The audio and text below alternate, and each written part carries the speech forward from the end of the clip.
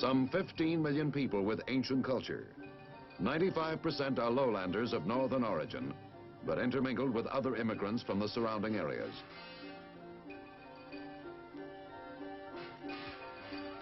And the balance, highlanders of confused racial mixtures. There you have the cast. And the time is now. But what is America's part in this story? Perhaps we may find the answer in the ringing words of Franklin Delano Roosevelt. There is a mysterious cycle in human events. To some generation, much is given. Of other generations, much is expected. This generation of Americans has a rendezvous with destiny. The origin of this rendezvous is complex. It begins perhaps in 1863, when the first province of what is now Vietnam was annexed by France. Within 20 years, the whole of modern Vietnam had become a French protectorate. The urge for national independence, which never died, emerged in force towards the end of World War II, and the communists took advantage of it. Thus, the returning French army found itself engaged in another war. But this was a war without front lines, and to many soldiers, seemingly a war without end.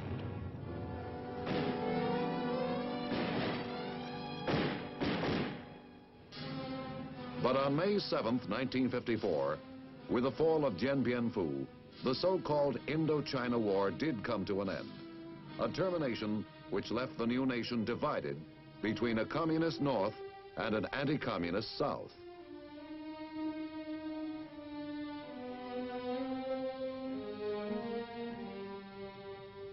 Here was a government on our side, ruling a country with some of the world's richest rice fields and a strategic location affecting the whole of Southeast Asia. What began as a revolution for national independence had been converted into another battlefield of the Cold War through the coercive terror and false promises of communism.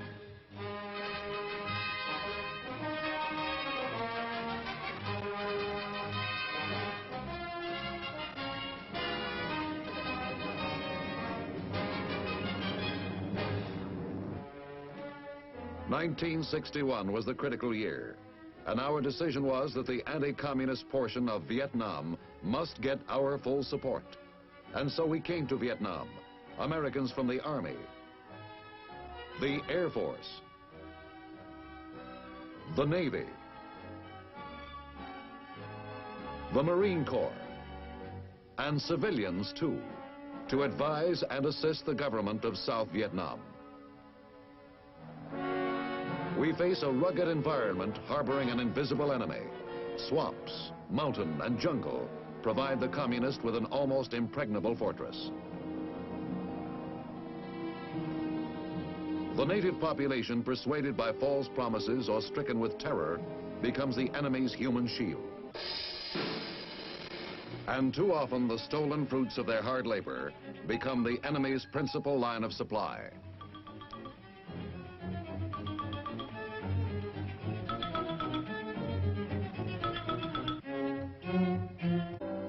What we are trying to do here is wrest back training the Vietnamese Signal Corps and equipping them with modern instruments, making it possible to maintain constant liaison between operating units and command posts.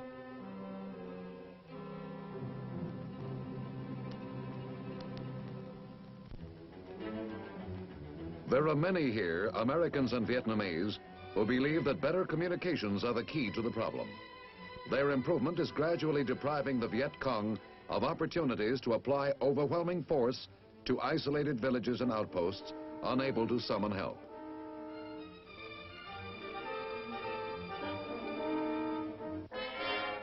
Half a dozen of these small hamlets make up a strategic village, each of which will soon be equipped with its own two-way radio facilities. Improved communications are thus an important part of the plan to make every Vietnamese hamlet and village strategic. And by strategic, they mean capable of resisting armed attack.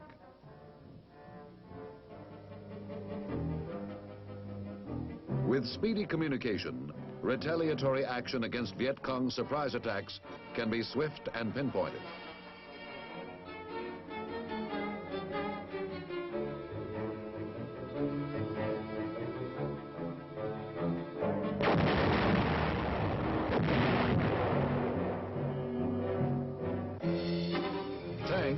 at present of only limited usefulness in Vietnam, but their presence helps keep roads open and provides protection for convoys.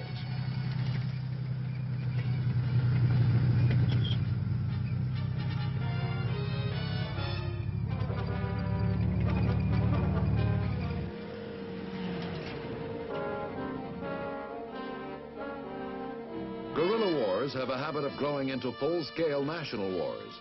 While fighting the very different tactics of guerrillas, no new nation can afford to neglect the strategy and tactics of conventional warfare, an error which the Vietnamese are careful to avoid.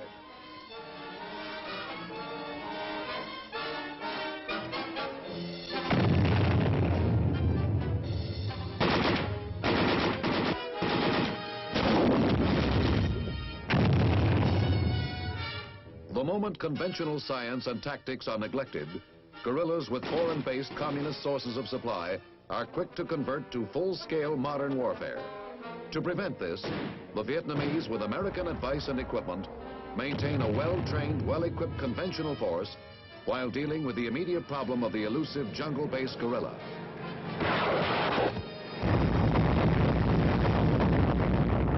Is a flat country with 2,500 miles of waterways crisscrossing vast tracts of rice paddies and mangrove swamps. American trained and equipped Vietnamese naval units patrol the canals and rivers to bring security to remote villages.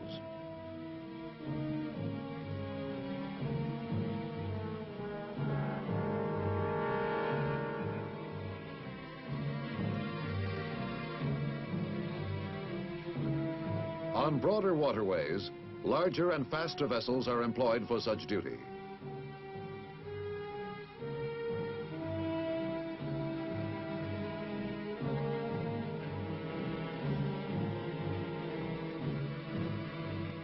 The long coastline of Vietnam presents a standing invitation to communist infiltrators. The seas of Southeast Asia are alive with junks, any one of which may be attempting to land communist agents or supplies.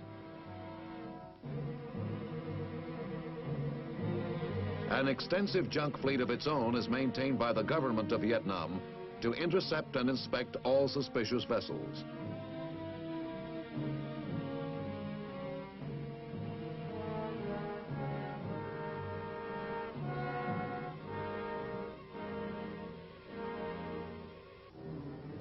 The Vietnamese Navy, though small, is also equipped with fast, modern naval vessels manned by well-trained crews.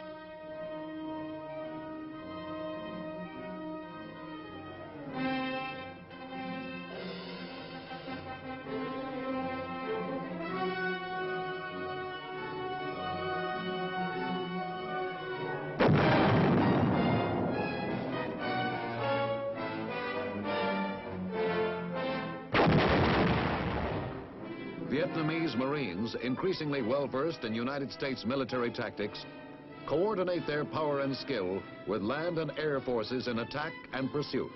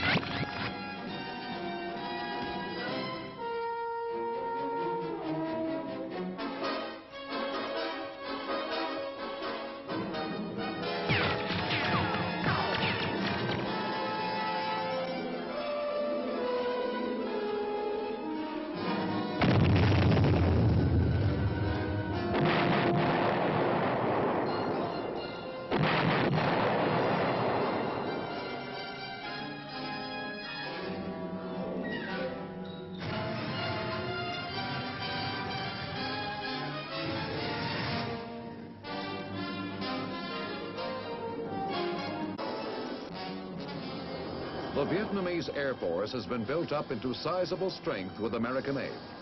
Their fighters support ground actions and control the sky.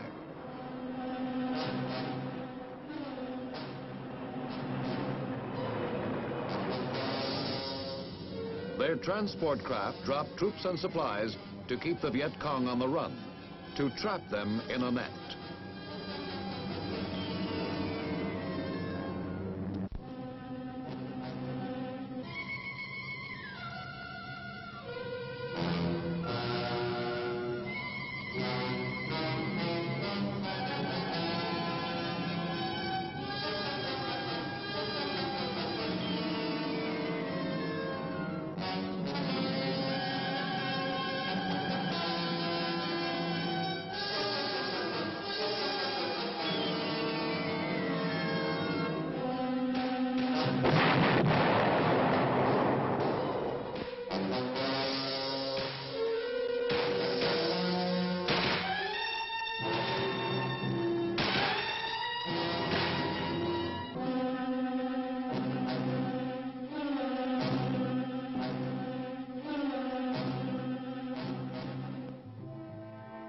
A new element of mobility has recently come into being.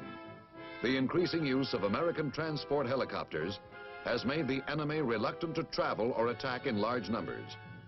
With the elusive Viet Cong moving stealthily through the swamps from concealed bases, speed is of utter importance in tracking down the attackers. Helicopter operations depend for their success on close coordination between Vietnamese regular army personnel, local intelligence sources, and American pilots.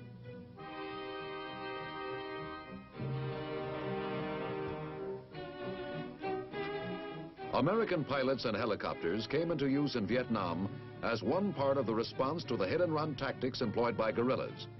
The Americans' mission is not a combat mission, but one of transporting officers and fighting men of the Vietnamese army to places of sudden emergency.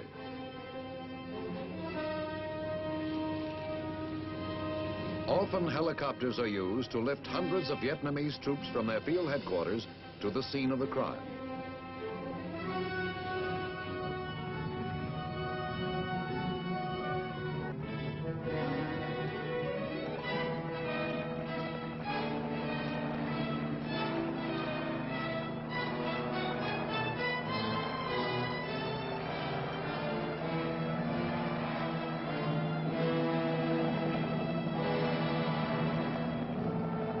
It is often a hazardous form of flying, but if remote villages are to be protected from guerrilla terrorists, it's a job which must be done.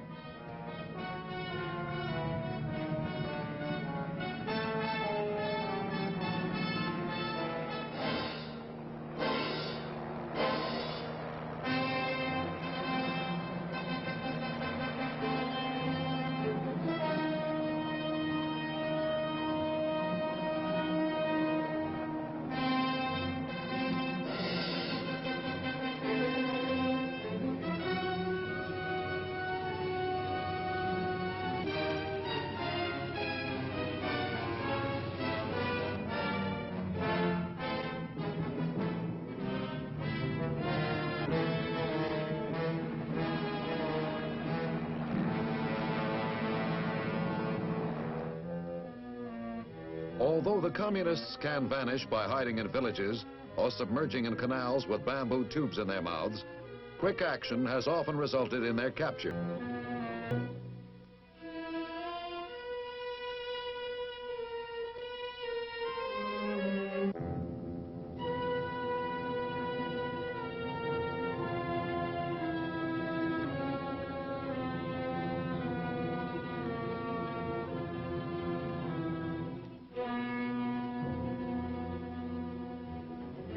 Helicopters also deliver supplies to isolated defenders in their mountain redoubts.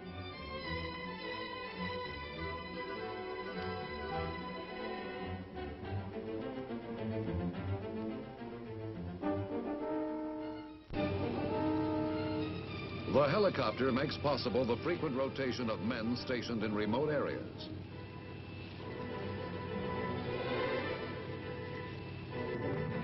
And for men in lonely outposts, baskets of chickens, ducks, and pigs dropped from heaven make all the difference between bare existence and a reasonable life. A most important function of helicopters and other aircraft is not only transport, but reconnaissance. For Viet Cong positions throughout the country must be continuously sought out and destroyed. In such probing operations, the casualties suffered by the Vietnamese have averaged only a fraction of those inflicted upon the enemy.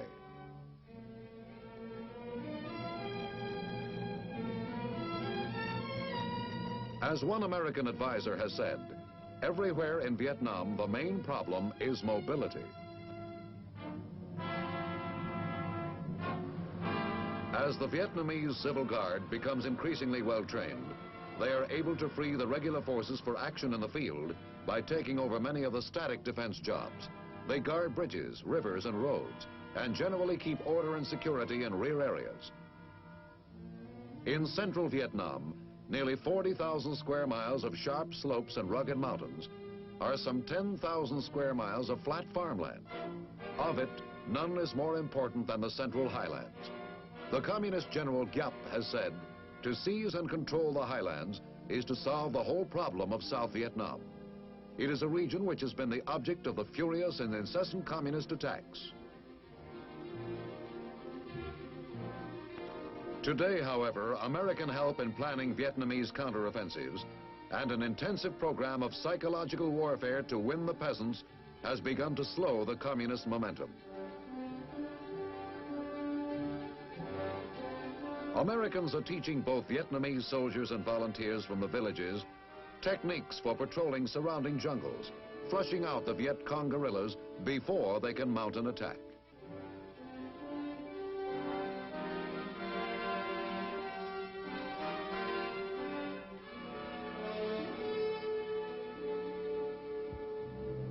In the jungles of Vietnam, guerrillas do not depend entirely on smuggled or stolen weapons. Using local materials and primitive traps, they can make life extremely dangerous for the unwary traveler.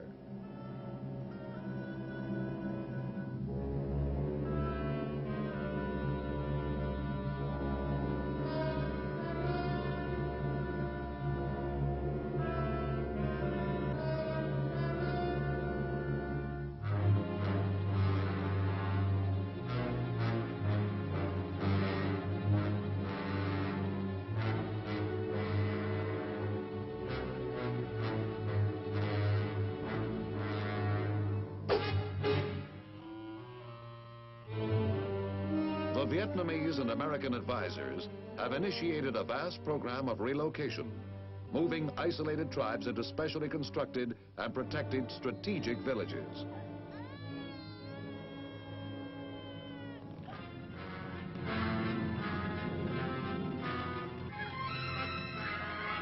The arguments are strong enough, for the defenseless fall easy prey to communist terrorism. In the strategic villages, houses are enclosed by bamboo spikes, and fields are cultivated under the protective eyes of armed colleagues. Such methods deter the communists from attack and make infiltration extremely difficult. These newcomers are being trained by teams of Vietnamese and Americans, both military and civilian, to both rule and defend themselves. As the word spreads, thousands of these mountain people come down voluntarily. They burn their old houses and bring with them their livestock and personal belongings because they are tired of Viet Cong extortion.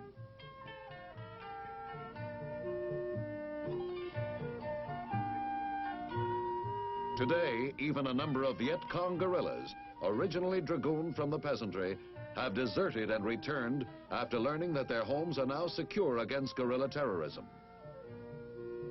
But security alone is not enough. The people must also have something to live for, some expectation of a better life. So American advisors and the American-trained Vietnamese civic action teams are also involved in teaching such matters as hygiene and providing basic medical care.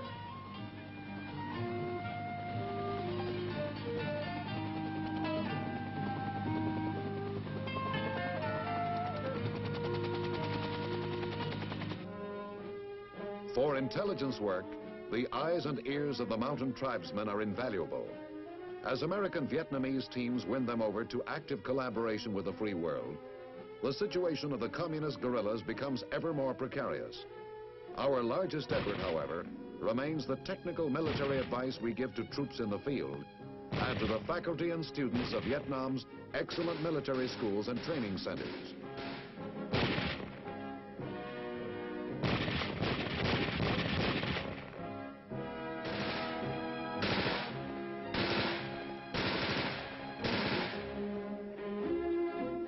This is the Dalat Academy for Officers. In its 4-year course, the cadets learn not only tactics, but also science, mathematics, and the humanities. The Nha Trang Naval Center, the fountainhead of the future Vietnamese Navy.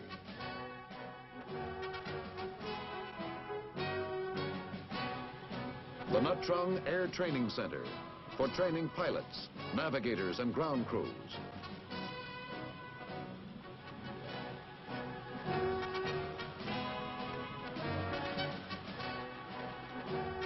The High Command and General Staff College for senior officers.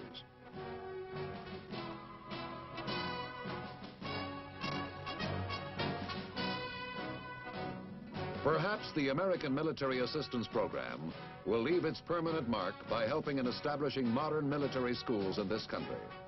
Through these schools, it would help the government weld a defense force capable of coupling security with welfare, of building a nation as well as defeating the enemy.